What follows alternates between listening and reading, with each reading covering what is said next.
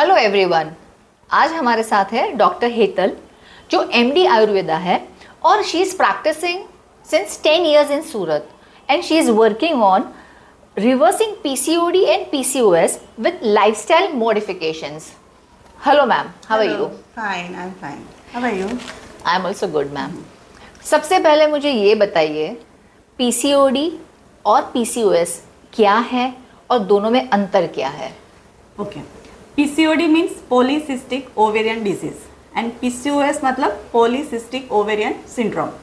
PCOD एकदम primary form है, उसमें सिर्फ पीरियड्स इरेगुलर हो जाना, थोड़े बहुत पिंपल्स, हेयर फॉल होना, स्किन डल हो जाना, ऐसे थोड़े बहुत सिम्टम्स दिखते हैं, सब लोग इग्नोर करते हैं। लेकिन पीसीओडी का सीवियर फॉर्म है पीसीओएस। अगर पीसीओडी को हम काफ़ी सालों तक इग्नोर करें तो पीसीओएस में कन्वर्ट हो जाएगा। PCOS is equal to metabolic disorder. PCOS अगर हो गया तो फीमेल्स को काफ़ी सारी तकलीफों झेलना पड़ता है, जैसे कि हर्स्यूटिज्म, फेस एंड चीन पे हेयर आ जाना, mood swings, mood disturbances, depression, anxiety, belly fat बढ़ना, वेट गेन, ऐसे काफ़ी सारी डेंजरस सिम्टम्स होते हैं, तो उसे पीसीओएस कहा जाता है। सो अगर हम लोग इसको हमारे जनता के लिए उसको सिंप्लीफाई करें तो पीसीओडी स्टार्टिंग फॉर्म है और पीसीओएस उसका सीवियर वर्जन है। एग्जैक्टली, ठीक है। Okay. अब मुझे ये बताइए कि अभी 10 में से 5 हमारे जो गर्ल्स है they are suffering from PCOD और PCOS. Why and what is the reason? पहले क्या होता था, पहले हमारा फूड में इतना न्यूट्रिशन था। हमारा India actually agriculture based country है, right?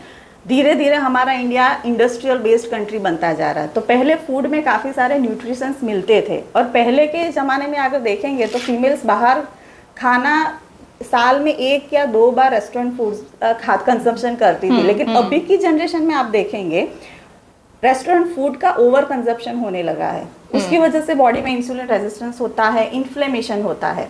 Then over uses of mobile phone, रात को सोने के टाइम पे मोबाइल फोन देखना वो स्लीप को डिस्टर्ब कर देगा। स्लीप डिस्टर्ब होती है तो मेटाबॉलिक डिसऑर्डर होगा ही होगा।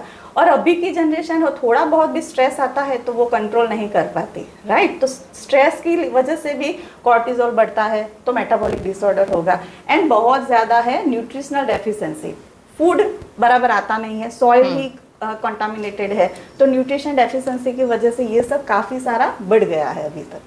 तो अगर मैं मेरी बच्ची जो है छोटी है उसको, मुझे ऐसा एक डर है कि मुझे उसको बड़ा होके she should not become PCOD और पीसीओएस का डेफिशिएंसी नहीं होनी चाहिए, तो व्हाट कैन बी डन? मैं उसका पहले से कैसे प्रिवेंशन, उसको प्रिवेंट कर सकते हैं हम लोग? सबसे पहले डेफिनेटली ओके, प्रिवेंशन अगर करना है तो पहले तो आप ध्यान रखिए कि बाहर का फूड और मैदे की आइटम, ब्रेड की आइटम, पाव की आइटम, मैगडी की, बर्गर विथ कोल्ड ड्रिंक, वो कितना जाता है?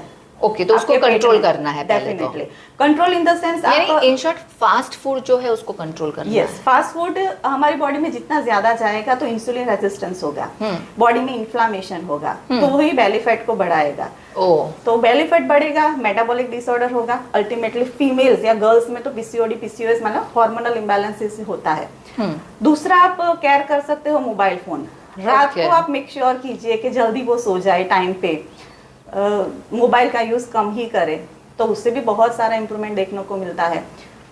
तीसरा ये चीज़ें कर सकते हैं कि स्ट्रेस लेवल कितना है, क्योंकि अभी की यंग जनरेशन स्ट्रेस लेवल को हैंडल करने में बिल्कुल ही नाकाम है, तो इसको आप कर सकते हैं। और कभी कभी, अभी तो मैंने बोला कि फूड काफ़ी कॉन्टामिनेटेड है ना, तो न्यूट्रिशनल डेफिशिएंसी को आप क्योर कीजिए। कुछ वाइटामिन मिनरल्स है बेसिक, जैसे कि vitamin D3, vitamin B12, omega 3 fatty acids, coenzyme Q10 आप डेली बेसिस पे ले सकते हो, तो इससे आप प्रिवेंट कर पाएंगे। अच्छा, तो मेरी 6 साल की अगर बच्ची है तो मैं उसको ये इनिशियल स्टेज पे ये सब चीज़ें दे सकती हूँ? मैं सप्लीमेंट्स हाँ डेफिनेटली दे सकते हो, बिकॉज विटामिन D3, अभी मेरा पेशेंट आया था, she is I think 8 years old, लड़की ही थी, तो उसका विटामिन D3 रिपोर्ट करवाया था, सी इज डाउन टू 7, मतलब 7 के नीचे था, तो सी इज टू लो, मतलब 7 के नीचे विटामिन D3 होना मतलब उसका मूड स्विंग होगा, चिड़चिड़ापन होगा, अगर रिप्रोडक्टिव हेल्थ उसका डेवलप हो रहा होगा तो प्रॉब्लम उसमें आएगा। तो विटामिन D3 आप दे सकते हो, विटामिन B12 भी दे सकते हो, omega 3 fatty acid anti inflammatory का काम करेगा, तो वो भी डेफिनेटली ले सकते हो। तो मुझे ये बताइए कि अगर मुझे ये पीसीओडी से बचना है तो महीने में मैं कितना दिन बाहर का खा सकती हूँ? महीने में एक बार? एक बार। और मोबाइल में कितने घंटे यूज कर सकती हूँ? सोने के 2 घंटे पहले मोबाइल फोन बंद, एक रूल फॉलो होना चाहिए। ओके। और तीसरा आपने कहा मुझे nutritional deficiency and stress. Yes. आज के लाइफस्टाइल में it is not at all possible कि हम स्ट्रेस को चाह के भी नहीं भगा सकते हैं। लाइफस्टाइल की बात है तो हम घर में अगर महीने में एक बार करते हैं तो बच्चे तो बाहर खाते ही खाते हैं, और मोबाइल के बगैर बच्चे नहीं रह पाते हैं। अब ये तीनों चीज़ें अगर वो पैरेलल बच्चा कर रहा है या मेरी लड़की कर रही है, तो मैं उसको कैसे पीसीओडी से बचा सकती हूँ? तो एक मैंने मेरे पेशेंट के लिए और एक फॉर्मूला बनाया था, हैम्स फॉर्मूला। ओके। बराबर, हैम्स फॉर्मूला अपने रूटीन लाइफ में फॉलो करेंगे तो डेफिनेटली आप पीसीओएस को रिवर्स भी कर पाएंगे एंड प्रिवेंट भी कर पाएंगे। अच्छा। H for healthy fats, okay. E for essential amino acids is equal to protein plus exercise, M for millet and then S for seeds. Okay. Multiple seeds cycling आप use कर सकते हो। तो ये रूटीन में जब ऐड करेंगे तो आपको बहुत ज्यादा तो यानी benefit आपका देगा। हेम्स का फॉर्मूला जो है, अगर वो रूटीन में, भले वो लाइफस्टाइल को मेंटेन नहीं कर रही है, स्ट्रेसफुल लाइफ है, जंक खा रही है, पर ये हेम्स के फॉर्मूला को अगर वो अडेप्ट करती है तो वो इससे बाहर आ सकती है, प्रिवेंट कर पाएंगे, प्रिवेंट कर सकते हैं। और ये मुझे कौन से एज से स्टार्ट करना है? At the age of 10। 10। Yes. ठीक है। अब ये जो पीसीओडी और पीसीओएस है, वो रिप्रोडक्शन में कहीं पे भी उसको ऐसा है कि भाई अगर वो पीसीओडी से सफ़र कर रही है तो उसको रिप्रोडक्शन में या फिर मेंस्ट्रुअल साइकिल तो हार्म होती है वो हमें पता है, पर उसको कंसीव करने में या प्लानिंग में, चाइल्ड प्लानिंग में उसको कहीं पे भी डिस्ट्रप्शन आएगा? इसका रेशियो 50-50% है। ओके। काफ़ी सारे पेशेंट्स में कंसीव करने में बहुत तकलीफ आएगी ही आएगी, क्योंकि उसमें जेनेटिक्स भी रोल प्ले करेगा। ओके। और काफ़ी सारे पेशेंट्स में प्रेगनेंसी इजीली कंसीव कर लेंगे विथ पीसीओएस, लेकिन ओके। उसको दूसरे सिम्टम्स इन फ्यूचर डेवलप होने की संभावना बहुत ज़्यादा बढ़ जाएगी। तो ये रेशियो 50-50 मान के चलिए आप। और ये भी देखने को मिला है कि मैरिज के बाद कोई इश्यूज अगर आते हैं तब उनको पता चलता है कि oh I am suffering from PCOS या पीसीओडी से आई एम सफरिंग। तो एक विमेन या एक लड़की कैसे आइडेंटिफाई कर सकती है कि she is suffering from this PCOS? Yes. That's a very good question. पहले पीरियड हमारी हेल्दी मेंस्ट्रुअल साइकिल का टाइमिंग क्या है? 28 to 35 डेज, राइट? पीरियड्स जब धीरे धीरे इरेगुलर होने लगे, मतलब 35 डेज के ओवर जाने लगे, 40 डेज, 2 मंथ्स, 3 मंथ्स, 2.5 मंथ्स होने लगे, धीरे धीरे बॉडी हमारे सिग्नल देती है। पहले पीरियड इरेगुलर होता है, ओके ओके, देन धीरे धीरे बेली फैट बढ़ जाता है। ओके। फीमेल्स में अगर हार्मोनल इम्बैलेंसेस हुआ तो बेली फैट, थाई फैट ज्यादा बढ़ने लगते हैं, धीरे धीरे पिंपल्स आने लगते हैं, हेयर फॉल होने लगते हैं, ऐसे बॉडी धीरे धीरे सिग्नल देने लगती है। ये सारे फिजिकल सिम्टम्स है। तो उसके बाद में पता चलता है कि हमें कुछ ना कुछ तो गड़बड़ है, तो डॉक्टर का एग्जामिनेशन करवा लेना चाहिए या सिंपली एक सोनोग्राफी तो करवा लेनी चाहिए। सो अगर इरेगुलर मेंस्ट्रुअल साइकिल है और फिजिकल सिम्टम्स जैसे कि आपने कहा हेयर लॉस है या फिर पिंपल्स है, बेली फैट होना, हाँ, और तो हमें पता चल सकता है कि it might be PCOD. Okay. तो इसके अलावा फिजिकल सिम्टम्स के अलावा are there any other symptoms, emotional या मेंटल सिम्टम्स, यानी ऐसा कुछ देखने को मिलता है? उसमें मूड स्विंग्स बहुत होने लगते हैं। Okay. और चिड़चिड़ापन आ जाता है।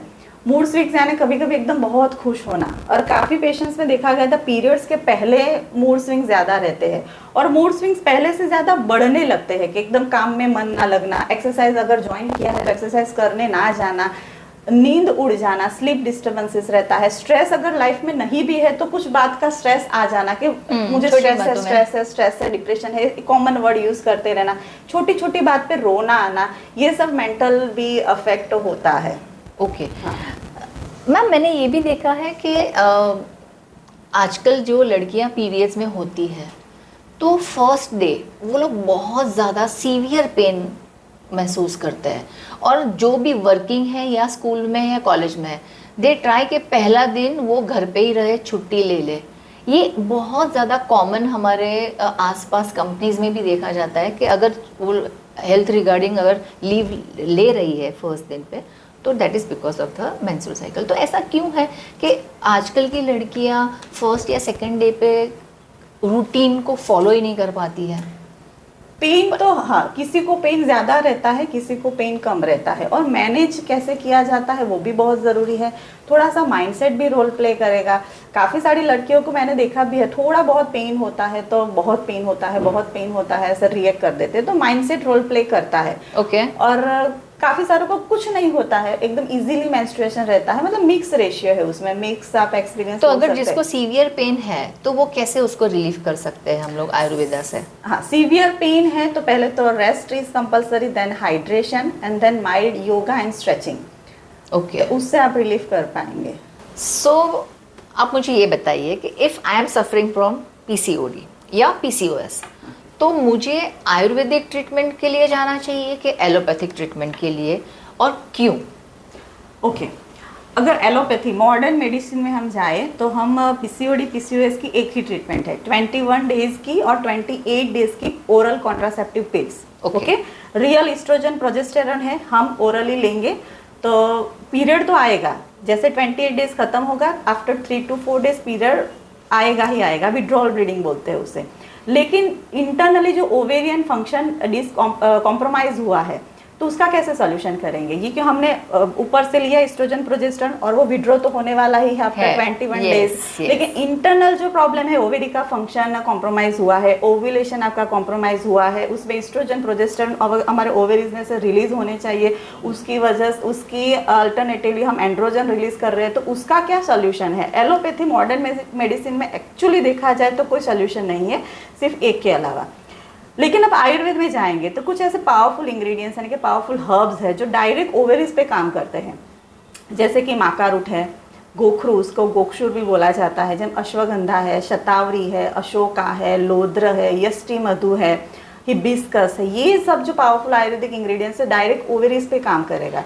ओव्यूलेशन को नेचुरली इंप्रूव करने में हेल्प करता है, ओवेरीज का फंक्शन स्टिमुलेट करता है, एंड देन ओवेरीज में से जो एस्ट्रोजन प्रोजेस्टेरॉन निकलने चाहिए, प्रोड्यूस होने चाहिए, वो भी नेचुरली प्रोड्यूस होंगे। एंड पीसीओएस में एंड्रोजन बहुत बढ़ जाता है, इज इक्वल टू टेस्टोस्टेरोन, जो मेल हार्मोन है, वो भी काफ़ी हद तक रिड्यूस कर पाएंगे हम आयुर्वेदिक हर्ब से। इसके लिए मेरा तो एक ही कंसर्न है कि अगर आपको हार्मोनल इम्बैलेंसेस है तो आप आयुर्वेदिक के वे पे ही जाइए आप।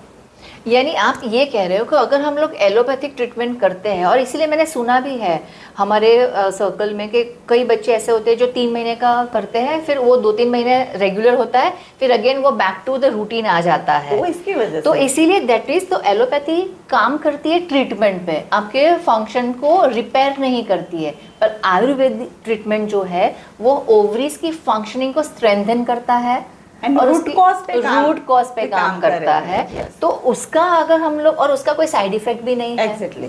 तो क्या एलोपैथी की मेडिसिन अगर 3 महीने या 6 महीने कोर्स के हिसाब से कोई गायनेक अगर दे रही है तो वो साइड इफेक्ट करती है? डेफिनेटली। अगर आप एस्ट्रोजन प्रोजेस्टेरॉन ओरली आप लेंगे, 3 महीने 6 महीने लेंगे तो शायद साइड इफेक्ट ना भी करे, लेकिन उससे वेट गेन बढ़ जाना, बेली फैट बढ़ जाना, मूड स्विंग्स हमें तो कम करना है, राइट? तो मूड स्विंग उससे बढ़ेगा, बढ़ जाते। वेट भी हमें कम करना था लेकिन वेट भी बढ़ेगा। और ये लॉन्ग टाइम हम लेंगे ना ये कॉन्ट्रासेप्टिव पिल्स, तो over a period of time आपको काफ़ी सारे स्टडीज में भी आप रिसर्च करेंगे तो पाएंगे कि ओवेरियन कैंसर, यूट्रस का कैंसर एंड ब्रेस्ट कैंसर होने के चांसेस बहुत बढ़ जाते हैं। अच्छा, इसके लिए ये लॉन्ग रन में it is not advisable. For 3 to 4 months और maximum 6 months it is fine. It is okay. पर आपको लगता है कि एलोपैथी से 6 months में वो उसका जो फंक्शनिंग है वो रेगुलेट हो जाता है? नहीं, सुपरफिशियली वर्क करेगा ना, इंटरनली वर्क तो करेगा ही नहीं, लेकिन पेशेंट को मेंटली सेटिस्फेक्शन होता है कि हमने मेडिसिन लिया, हमारा पीरियड आया। इसीलिए पीसीओएस वाले जो होते हैं उनका वेट गेन होता है, मूड स्विंग्स बहुत ज़्यादा होते हैं। तो ये जो वेट गेन वाला है तो उनमें ऑब्वियसली थोड़े इमोशनल इंस्टेबिलिटी भी होगी, डेफिनेटली, और मेंटल इश्यूज भी उनको आएंगे ही आएंगे। डेफिनेटली। कैसे होता है पूरी इटियोलॉजी समझते हैं। पीसीओएस में ओवेरीज पे प्रेशर हुआ, उसने ज़्यादा एंड्रोजन्स प्रोड्यूस करना शुरू कर दिया, टेस्टोस्टेरोन ज़्यादा, एंड्रोजन्स मतलब testosterone and cortisol hormone. Okay, तो वो ज़्यादा प्रोड्यूस करने लगा, कॉर्टिजोल ज़्यादा बढ़ेगा तो ऑटोमेटिकली स्ट्रेस आएगा, डिप्रेशन होगा, मूड स्विंग्स होगा, मूड डाउन रहने लगेगा, और काफी सारे पेशेंट्स को तो सुसाइडल अटेम्प्ट्स तक भी देखा गया है। ये पूरा विशियस साइकिल है। पीसीओएस की वजह से भी स्ट्रेस बढ़ता है, मतलब stress is equal to depression, anxiety के सिम्टम्स बढ़ते हैं। एंड किसी फीमेल को या वर्क प्रेशर हो गया, फाइनेंशियल स्ट्रेस हो गया, रिलेशनशिप इश्यू हो गया, तो उसकी वजह से ऑलरेडी स्ट्रेसफुल सिचुएशन है, तो उससे भी हार्मोन्स आपके डिस्टर्ब होंगे और पीसीओएस डेवलप होगा। ओके, ये पूरा विशियस साइकिल है। विशियस साइकिल को ही, हाँ, विशियस साइकिल को ही हमें ब्रेक करना पड़ेगा। अगर स्ट्रेस है तो स्ट्रेस को रिलीव करने के लिए टेक्निक्स फॉलो कीजिए, अगर हार्मोनल इम्बैलेंसेस है तो आप उसको भी रिलीव करने के लिए टेक्निक फॉलो कीजिए। तो दोनों का अगर विशियस साइकिल हमें ब्रेक करना है तो एक ही सोल्यूशन है, एक्सरसाइज, जो आजकल के बच्चे करेंगे भी नहीं। और मैंने ये भी देखा है कि अक्सर लड़कियां आजकल अपने आप को डिफेंड मैकेनिज्म्स में यूज़ कर लेती है कि I am trying hard but मुझे तो आई एम सफरिंग फ्रॉम पीसीओडी, तो इसलिए मेरा वेट नहीं जाएगा। तो वो मेंटली वो उन्होंने एक्सेप्ट कर लिया है कि पीसीओडी है तो वेट लूज नहीं होगा। वो ये क्या बात सच है? विक्टिम मेंटालिटी, डिफेंस मैकेनिज्म हम लोग बोलते हैं। मेंटली जो वीक होते हैं, मैंने ये यंग गर्ल्स में बहुत देखा है। अभी मेरी पेशेंट एक आई थी, I think 3 to 4 months before, मैंने आपका ही सजेशन दिया था कि आपके पास आएंगे। अच्छा, हाँ, तो वो उसका ऐसा ही था। मुझे नहीं पता था कि इस तरह से रिएक्ट करेगी, राइट। तो मैंने बोल दिया कि इसको पीसीओडी पीसीओएस है, तो थोड़ी बहुत एक्टिविटी, एक्सरसाइज अगर नहीं करे तो साइकिलिंग करवाइए, थोड़ी दूसरी जो फेवरेट एक्टिविटी है वो आप इनकॉर्पोरेट करवाइए अपने रूटीन में। लेकिन उसने क्या ले लिया मेंटली, मुझे तो पीसीओडी है तो अभी तो मेरा तो पीरियड इरेगुलर ही आएगा, मेरा तो वेट गेन ही बढ़ेगा, मेरा तो मूड स्विंग्स होगा ही होगा। तो टीचर्स को भी बोलती है, सबको बोलती रहती है। वो विक्टिम माइंडसेट है। तो वो तो अभी उसका विक्टिम कार्ड प्ले कर लेती है लड़कियां। तो अभी फैमिली एटमॉस्फेयर कैसा है उस पे ही काम करना पड़ेगा। ऐसे वो लोग खाते हैं दबा के, फिर बोलते हैं कि पीसीओडी है ना तो वेट तो नहीं जाएगा। तो अभी जितनी भी मेहनत कर ली, 2-3 महीने एफर्ट्स डाल दिए, नहीं जाएगा तो क्या कर सकते हैं। ऐसे पेशेंट का कुछ नहीं करना है। नहीं, ऐसे पेशेंट्स हमारे पास आएंगे, हम पास आएंगे, self confidence, self esteem boost करके हम लोग वी कैन ब्रेक कर सकते हैं। यस, हाँ। अच्छा, ये पीसीओडी पीसीओएस के अलावा ऐसे कौन सी मेजर बीमारियां हैं जिस पे यू आर वर्किंग और आपको लगता है कि वो बहुत ज़्यादा अभी सिग्निफिकेंटली बढ़ रही है? Type 2 diabetes. टाइप 2 डायबिटीज़ पहले तो लोगों को पता ही नहीं था कि डायबिटीज़ रिवर्सिबल है। मतलब 2 टाइप के डायबिटीज़ है, टाइप 1 एंड टाइप 2।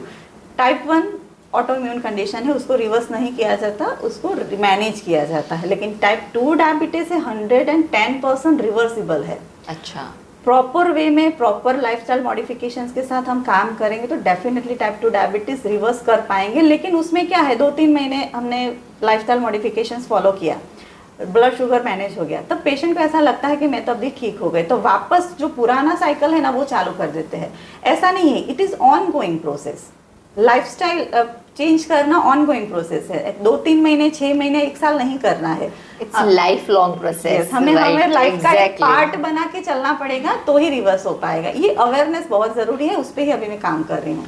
यानी आई हैव ऑल्सो सीन कि अगर हम लोग किसी को रूटीन देते हैं, शेड्यूल बना के देते हैं कि आप ये थोड़ा स्ट्रक्चर फॉलो कीजिए लाइफ में, तो जैसे कि एक्सरसाइज, तो आज का यूथ आपको देख लो तो कोई एक्सरसाइज करता नहीं है। पर आई ऑलवेज से कि अगर आप एक्सरसाइज नहीं कर रहे हो, अलग से जा रहे हो, तो if you are fond of dancing, if you are fond of nature, तो आप साइकिलिंग करो नेचर में, स्विमिंग जो है। और डांसिंग तो एक ऐसा है ना जो आपके बॉडी में से सेरोटोनिन को भी रिलीज़ करता है। और ये जो लाइफस्टाइल है, इट्स नॉट ओनली कि ट्रीटमेंट के दरमियान नहीं करना है, ये रूटीन को आपको अपनी लाइफ लॉन्ग कंटिन्यू करना है। तो क्योंकि बॉडी में जो भी प्रोसेस, जो भी हार्मोन्स बनने वाले हैं, एक स्टेज के बाद वो बनते ही रहने वाले हैं। The I can say the right way to execute them is the healthy lifestyle. So eating habits तो कोई बच्चा फॉलो नहीं करता है, एक्सरसाइज वर्कआउट कोई फॉलो नहीं करता है, स्ट्रेस तो दुनिया भर का लेते हैं। They have so much of stress के लाइक्स कम आ गए, मोबाइल्स पे हमारे रील्स में जो है हम लोग इतना एफर्ट करते हैं, व्यूज़ कम आ गए, इतने हमारे फॉलोअर्स कम हो गए, इसने मेरा स्टोरी देखा और उसने मुझे शेयर नहीं किया, टैग नहीं किया, ये यहाँ गई वो वहाँ गई। तो ये तो अननेसेसरी जो है वो स्ट्रेस स्टोरीज वो लोग ले लेते हैं। एंड लास्ट, मोबाइल के बगैर तो वो रह नहीं सकते। Sleep, they compromise a lot. और ये सारे जो रीजंस हैं वो सुसाइडल थॉट्स या सुसाइडल अटेम्प्ट्स में कन्वर्ट होते हैं। Right. What you have to say about this? हमारा ये जो आजकल की जो यंग गर्ल्स जो ये सफरेज में है, how can you overcome this? Pursue your hobby, ये ट्रीटमेंट में एक पार्ट होता ही है yeah. पीसीओडी में, बराबर। Yeah. जो भी आपको पसंद है वो आप एक्टिविटी कीजिए। वैसे तो जिम बहुत इफेक्टिव है पीसीओडी को रिवर्स करने के लिए, लेकिन जिम में काफ़ी सारे मिथ्स है, उसके बारे में आगे बात करेंगे। जिम अगर पसंद नहीं है तो अपनी फेवरेट एक्टिविटी ऐड रूटीन में ऐड कीजिए। साइकिलिंग पसंद है तो साइकिलिंग कीजिए। कुछ भी एक्टिविटी अगर करेंगे, ये फिजिकल मूवमेंट करो। यस, फिजिकल मूवमेंट, रनिंग कीजिए, जॉगिंग कीजिए, अपने दोस्तों के साथ खेलिए। पर उनका सबसे बड़ा डिफरेंस होता है टाइम नहीं है। वो तो थोड़ा बहुत निकालना ही पड़ेगा हमें, और they all are very busy. Yes yes, वो थोड़ा बहुत अपने लिए निकालना पड़ेगा। हेल्थ के ऊपर आई थिंक कुछ नहीं आता है। हेल्थ अगर ठीक होती है तो आप सब कुछ आसानी से मैनेज कर पाएंगे। आपका मेंटल हेल्थ, फिजिकल हेल्थ अगर आपके एकदम प्रॉपर वे में जाएगी तो आप डिफिकल्ट सिचुएशन भी आसानी से पास कर पाएंगे। लेकिन ये सब में मेंटली वीकनेस जो रहती है ना, मेंटली वीक पेशेंट जो होता है ना, तो ये सबको नहीं समझ पाते। हम दुनिया भर की बातें भी उसके सामने डालेंगे ना तो उसके दिमाग में नहीं जाएगी ये बातें। दीवार से माथा अफाड़ने जैसी बात होती है। तो उसका लास्ट में एक ही सोल्यूशन आता है, साइकोलॉजिस्ट की विजिट कीजिए या साइकियाट्रिस्ट की विजिट कीजिए। पहले साइकोलॉजिस्ट की विजिट करने से वो कॉग्निटिव बिहेवियरल थेरेपी आती है, तो उससे आप ओवरकम करने की कोशिश करवा सकते हैं। और otherwise they have to go for medicines life long. Yes. अच्छा, पेरेंट्स के लिए क्या एडवाइस है? यंग जनरेशन तो हम समझ सकते हैं, वी कैन कंसिडर कि वो लोग इमेच्योर है या उन लोग में इतना सेंस। पेरेंट्स क्या ध्यान रखें? पेरेंट्स को तो यही ध्यान रखना चाहिए कि हमारा बच्चा बाहर कितनी बार खाता है। घर में रूल बनाइए कि हमारे घर में यही एक रूल है कि हमें महीने में 1 या 2 बार, 15 दिन में 1 ही बार हमें रेस्टोरेंट में जाना है। काफ़ी सारे पेरेंट्स की भी गलती है। एनिवर्सरी होगी, हमें रेस्टोरेंट में जाना है। बर्थडे सेलिब्रेशन है, रेस्टोरेंट में जाना है। फैमिली में 4-5 मेंबर है तो 6 महीने में आई थिंक 4-5 बार तो बर्थडे सेलिब्रेशन हो ही जाता है। तो फैमिली को पहले रूल फॉलो करना पड़ेगा, उनको डिसिप्लिन मेंटेन करनी पड़ेगी, क्योंकि हम जो फॉलो करेंगे वही हमारे चाइल्ड फॉलो करने वाले हैं। तो पहले पेरेंट्स को डिसिप्लिन मेंटेन करके वो देखेंगे, उसके बाद में हम child automatically follow I think करेंगे ही करेंगे। दूसरा ये ध्यान रखना चाहिए कि मोबाइल, वो भी दूसरा रूल बनाना चाहिए। काफ़ी घर में है ऐसा रूल कि रात को आफ्टर 9 या आफ्टर 10 गेट टुगेदर, मतलब सारे फैमिली मेंबर्स यस एक साथ बैठिए एंड जो भी पूरा दिन में क्या गया है, पूरा दिन में क्या आपने काम किया है, कैसा रहा, कितना प्रोडक्टिव रहा, उसके बारे में बात कीजिए and then go to sleep. तो मोबाइल फोन आएगा ही नहीं, लेकिन मम्मी ही पहले मोबाइल फोन पकड़ेगी, देन पापा पकड़ेंगे, देन बच्चा तो पकड़ेगा ही पकड़ेगा। Very true. आजकल गर्ल्स एंड बॉयज यूथ बहुत ओबेस्ड होते हैं, ओवरवेट। क्या करें? वही over consumption of restaurant foods and street foods. Frankie बहुत ज़्यादा खाना, मैकडी में बहुत ज़्यादा जाना, बर्गर किंग में जो एक कॉम्बो होता है ना, French fries, McD and cold drink, सबसे वर्स्ट कॉम्बिनेशन है ये। अच्छा, तो आप ऐसा कह रहे हैं कि कोल्ड ड्रिंक नहीं पीना चाहिए बर्गर के साथ? नहीं, डेफिनेटली। तो अकेले पी सकते हैं? नहीं, अभी बताते हो ना, कोल्ड ड्रिंक्स मतलब एक पॉइजन है। उसमें क्या आता है पता है? आपने पीछे देखा कभी? नहीं। ओके। उसमें होता है कैफीन, उसमें होता है बेंजीन और बहुत सारा शुगर, आर्टिफिशियल स्वीटनेस। कैफीन क्या करेगा? किक स्टार्ट देगा, एनर्जी आ गई, हाँ मुझे बहुत अच्छा लग रहा है। बेंजीन क्या है? कैंसर कॉजिंग एजेंट है। ओके। और आर्टिफिशियल स्वीटनेस उसमें डाला है बहुत सारा, स्वीट करने के लिए। Over a period of time क्या करेगा? इंसुलिन रेजिस्टेंस करेगा। मतलब वन टाइम ऑफ आप जो पैक ले रहे हैं ना, वो स्मॉल पॉइजन का पैक ले रहे हो मतलब। अच्छा, तो ये जितने भी हमारे रेस्टोरेंट्स जो है फेमस, तो उसके अंदर जो कॉम्बो है, there is a combination of, यानी हम छोटा सा ऐसा कुछ ये डेड फूड नहीं, सुसाइडल की तरफ ही जा रहे हैं ना, direct indirectly we are going approaching towards suicide. Yes, उसको तो मैं डेड फूड और कोल्ड ड्रिंक्स को तो मैं कलर वाला पानी ही बोलती हूँ। कलर वाला पानी, जीरो न्यूट्रिशन। तो व्हाट यू फील के कोल्ड ड्रिंक कभी नहीं पीना चाहिए? सबसे खराब लिक्विड है अगर हमारे देश में और कहीं पे भी, तो cold drinks, then soft drinks, energy drink और पैकेज वाले जो फ्रूट जूसेस है ना, वो तो उसको तो नहीं ही लेना चाहिए। फ्रूट जूसेस तो इवन हमें घर पे बना के भी नहीं लेना चाहिए। अच्छा, घर पे भी नहीं लेने चाहिए? नहीं, उसके पीछे भी कारण है। फ्रूट्स में बहुत सारा फाइबर्स एंड विटामिन मिनरल्स है, राइट? आप फ्रूट्स को होल खाइए ना तो उसमें विटामिन भी मिलेगा, मिनरल्स भी मिलेगा, एंटीऑक्सीडेंट मिलेगा, फाइबर मिलेगा, राइट। लेकिन आप फ्रूट का जब जूसिंग कर देंगे, तो जूस सब- निकला हाँ, और नीचे जो कचरा हुआ उसमें ही तो सब फाइबर है, विटामिन है, मिनरल्स है, तो उसको हम तो फेंक देंगे। तो कभी भी ऑरेंज जूस या तो उसमें फ्रुक्टोज का सिरप है ये। Okay, fructose is equal to glucose is equal to sugar. तो आप अल्टीमेटली वेट गेन ही करेंगे, बेली फैट ही बढ़ाएंगे, बॉडी में इंसुलिन रेजिस्टेंस ही बढ़ाएंगे, इन्फ्लामेशन ही बढ़ाएंगे। तो फ्रूट्स को एज अ होल ही खाना चाहिए। So I can have one orange but I can not have orange juice. Juice, I can eat pomegranate but not pomegranate juice. Juice, Okay. What about tea and coffee? Tea and coffee सबसे खराब चीज जो हमारे ओह, body में मैं तो T के सुबह बगैर सुबह चलूँ में डालते ही हैं वो टी एंड कॉफी है। मैं तो टी के बगैर मेरा दिन ही नहीं स्टार्ट होता।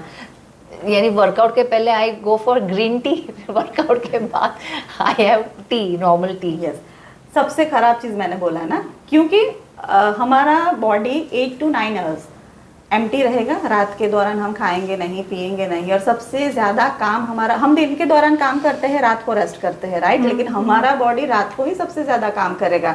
रिस्टोर, रिजुविनेशन, डिटॉक्सिफिकेशन का काम रात को ही होता है। तो बॉडी ऑलरेडी थकी हुई है।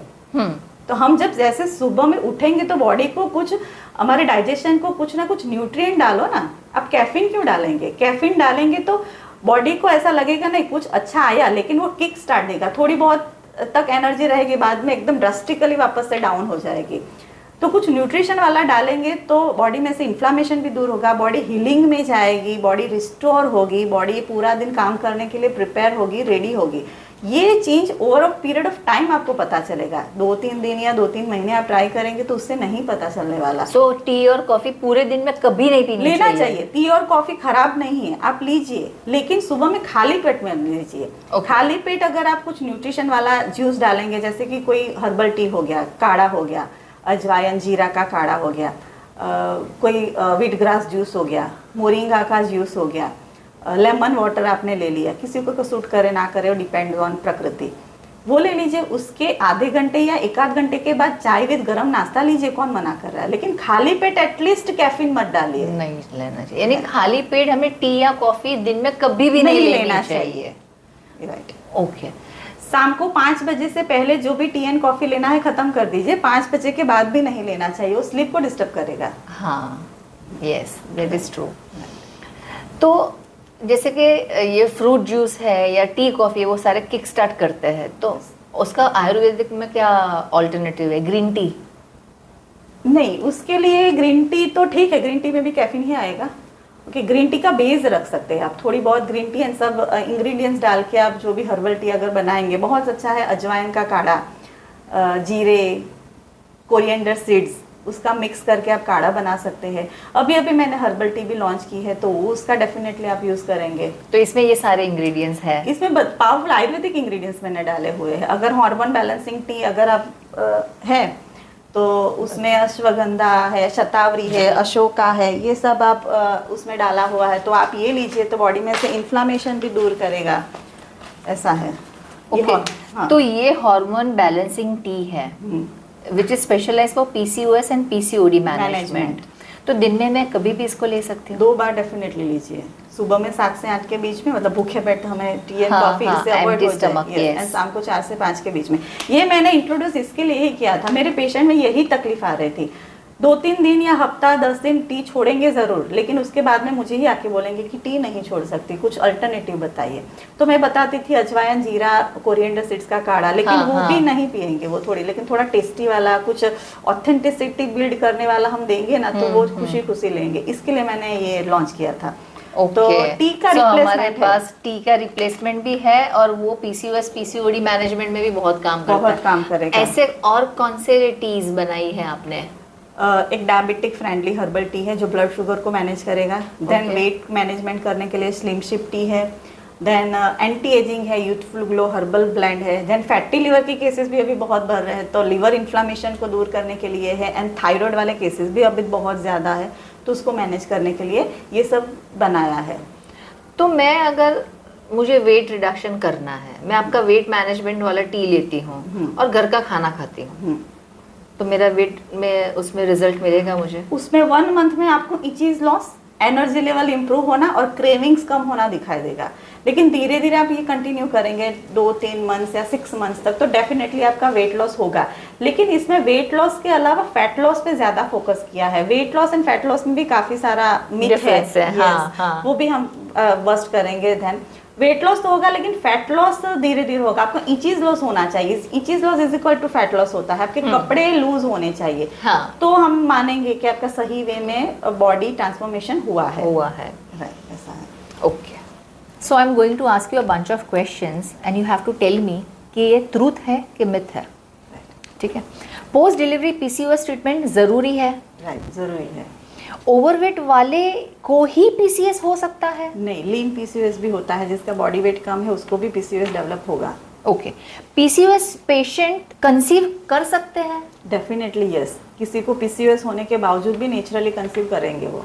ओसी पिल्स ही पीसीओएस को क्योर कर सकता है? नहीं, ओसी पिल सिर्फ मैनेज करेगा लेकिन डीप रूट कॉज पे काम नहीं करेगा। Bunch of therapies is required. Only weight loss करेंगे तो पीसीएस क्योर हो जाएगा? नहीं, कॉम्बिनेशन वाली थेरापी चाहिए, जैसे कि लाइफस्टाइल मॉडिफिकेशन, स्लीप पे काम करना, स्ट्रेस रिलीव करना, ऐसे कॉम्बिनेशन वर्क करेंगे तो ही पीसीओएस रिलीव कर पाएंगे।